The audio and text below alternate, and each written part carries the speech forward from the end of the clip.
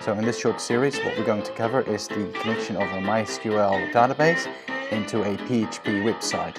So what I've got here is just some starting code. So we've here got a little website with a small simple login, and that code is over here available on our index.php page.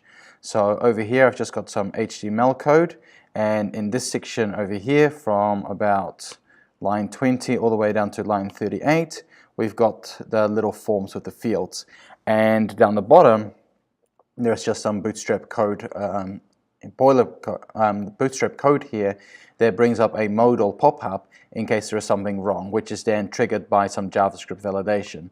So for example, at the moment both my fields here are empty. If I click login, we get this little Bootstrap module loaded in.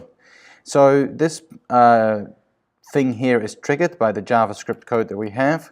If I go over here and open up script.js, then we've got here some JavaScript code. So here I'm selecting the button and I'm adding an event listener, and the type of event that I'm listening for is click, and as soon as I click on that button, I trigger this event, which basically creates two variables that hold these two objects, and the first object is checked if there's any value in there, and if there is no value in there, we trigger this modal. And the second one is that we have this pass.value.length. So we're just checking if the length of the password field is at least 8 characters. Now the little sign that we see over here is the shortcut for jQuery syntax. And so that jQuery syntax is just part of Bootstrap that has jQuery built in. But effectively it works very similar to what we know of JavaScript.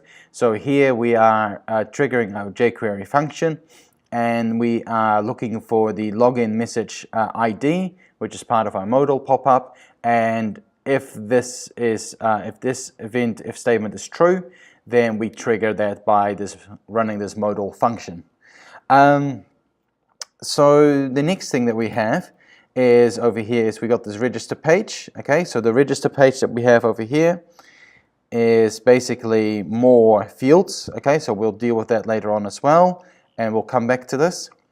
And the other thing that we have is our CSS. So our CSS is very simple.